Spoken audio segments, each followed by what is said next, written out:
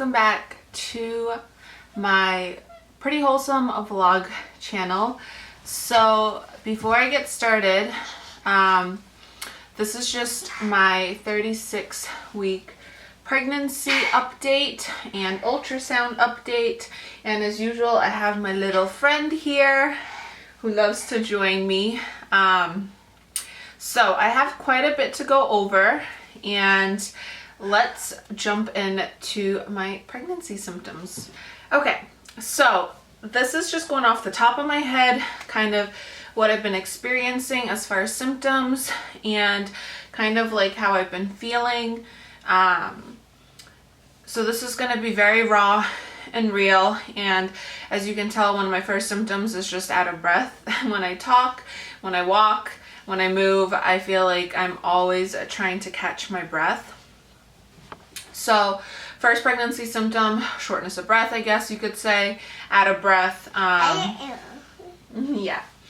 And then also this past week, and probably weeks now, I've been experiencing so much cramping, back pain, a lot of discomfort in the abdomen region, a lot of pressure down low, and so that's kind of made me have to use the bathroom quite a bit.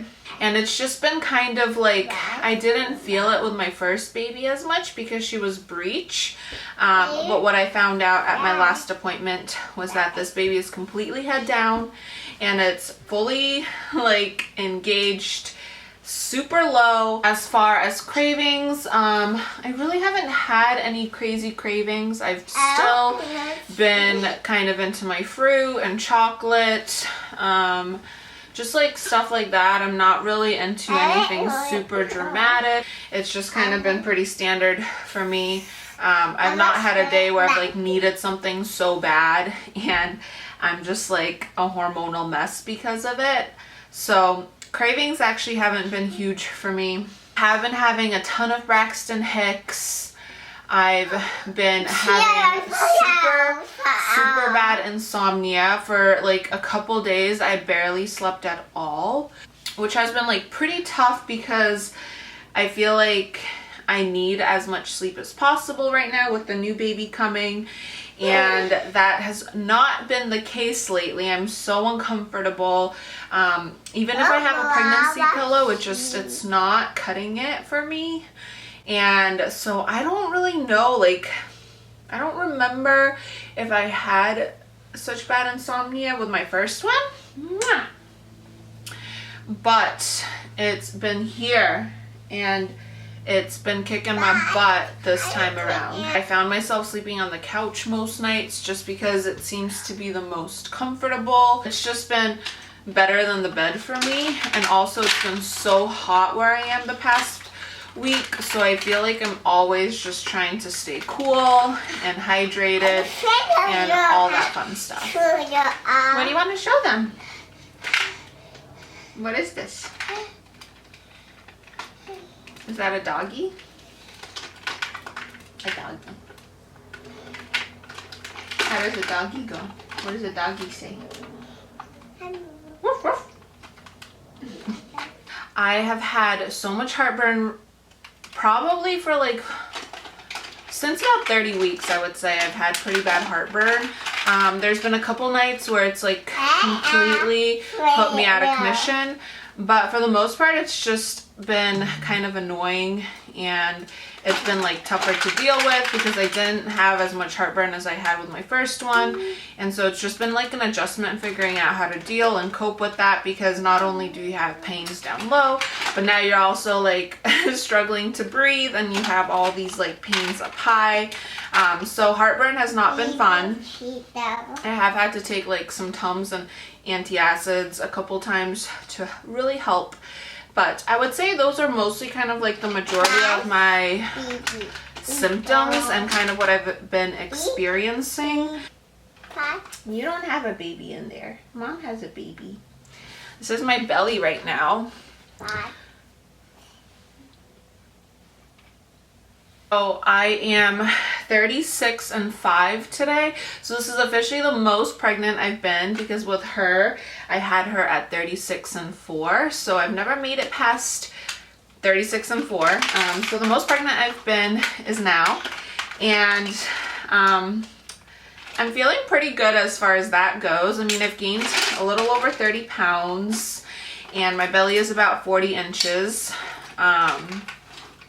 So fun little stuff there. But let's go ahead and jump into my actual ultrasound and doctor's appointment I had, because I do have quite a bit of like stuff to update you as far as medical stuff and kind of actual data and what. So as far as my ultrasound and doctor appointment goes, first let's appreciate the little profile of this sweet little baby. How cute. You can see that they are blowing little bubbles and learning how to breathe. You want to see? Baba. Baby. Yeah. So as far as the baby goes, baby is measuring pretty good. We do not have any IUGR issues this time. No growth restrictions. Be gentle. Gentle, Kira. Which is what I had with my first one. The baby seems to be measuring, I believe, in like the 50th percentile in general. But let me update you a little more specifically on the terms of the percentiles. So the head has consistently been measuring very, very large for the past probably 6 weeks since my 28-week appointment. The head's been measuring about 4 to 5 weeks ahead of what my gestation is. So the head was measuring at 40 weeks and 1 day at my 36-week appointment. Abdomen was measuring at about 35 weeks, so about a week behind. And then the femur was measuring at about 35 weeks and 5 days, so pretty much spot on with the abdomen, which puts that in the about like 37th and like 30th percentile, and then the head was in like the above the 99th percentile. So because the head is measuring so big, it's kind of causing the percentiles to go up and to be higher than probably what is gonna be realistic for us. So based on the percentiles, the baby is also measuring at 6 pounds and 9 ounces. So that looks great as far as the growth though, because of my uterus. If you watched my pregnancy updates, because of my bicornuate uterus, I'm at more risk. Yeah. I'm at more risk for IUGR and just like having a preemie baby. My belly itself is measuring about 35 weeks, so it is like about a week behind, but that is kind of anticipated because the baby is running out of room in my uterus. So it's kind of at this point assumed that the baby's not going to have as much room and as much ability to grow as with a normal uterus. The heart rate looks good. The baby's consistently been in about the 130s. The same thing with Kira. She was always in like the 130s. So this baby is basically the same exact heart rate as her, right? Yeah. And so then the last piece of information from my ultrasound was that I had very low fluids. So from my 32 week to my 36 week, my fluids dropped quite a bit. And so my AFI, which is like the fluid index, is 3.99 centimeters at my 36-week appointment, which if you're under 5 centimeters, it's considered that you have very low fluids. So having low fluids is definitely a cause for concern, and it was something I experienced with my first pregnancy as well toward the end.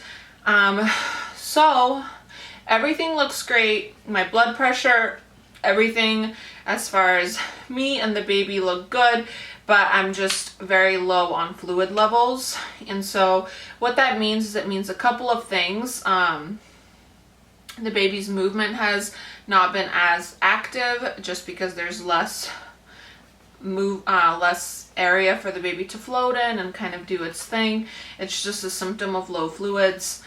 So I have to have NST testing, which is basically the non-stress test to make sure the baby's not in distress inside. So I have my appointment about that tomorrow, and if baby passes the appointment tomorrow, I will continue on to have an appointment on Monday, June 14th, where they will do another ultrasound, and they will also do an NST.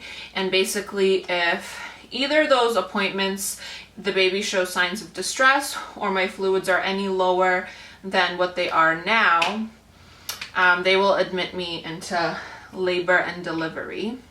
So they will admit me into labor and delivery, and I will have my C-section done, which let me update you on that as well.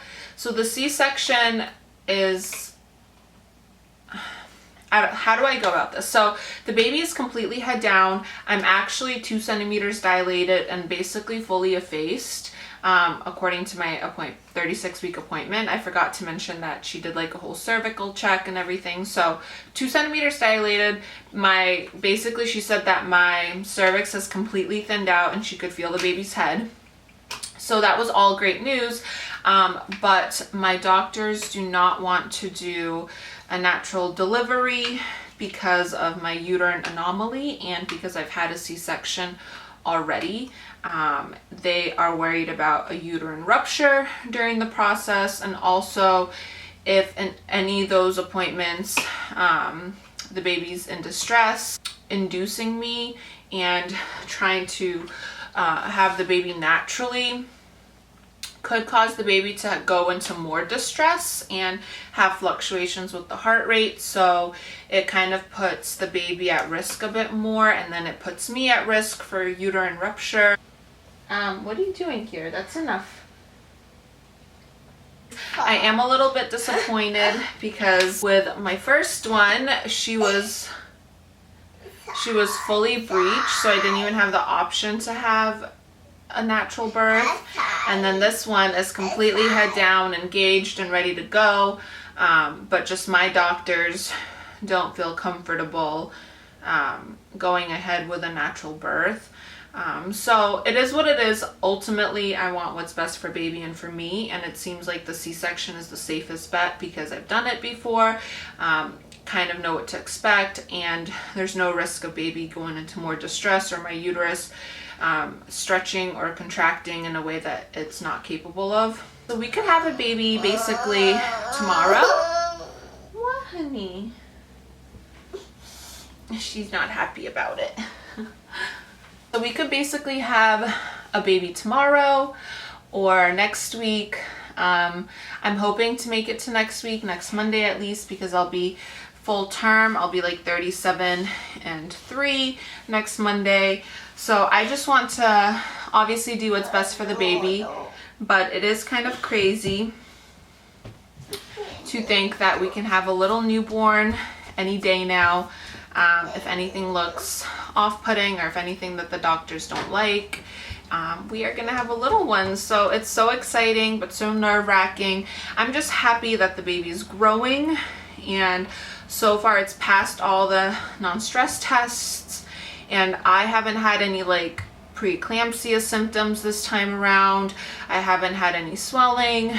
My blood pressure has been great this whole time, so I'm just very thankful for that. So that's kind of my 36-week update. It's kind of a lot because I am high risk, so they do a lot of different testing on me, and a lot of different ultrasounds are constantly getting done and non-stress tests. So it is kind of reassuring to have all that done being high risk, but it also does mean that I'm always getting updated and all sorts of information on the baby and its growth and all that fun stuff. This could be my last update as far as my gestation. And we're so excited to meet you. Are you excited to meet baby? Yeah, we are. We're so excited to find out if it's a little boy or girl. So before I get too emotional, because oh my gosh, I have been so emotional. Before we get too emotional about this thing, I just want to say thank you guys from the bottom of my heart for watching these videos, supporting this channel, and maybe my next video will be our birth vlog. I don't know, we'll see. So excited. I love you guys. Thank you for watching, and I'll catch you in my next one.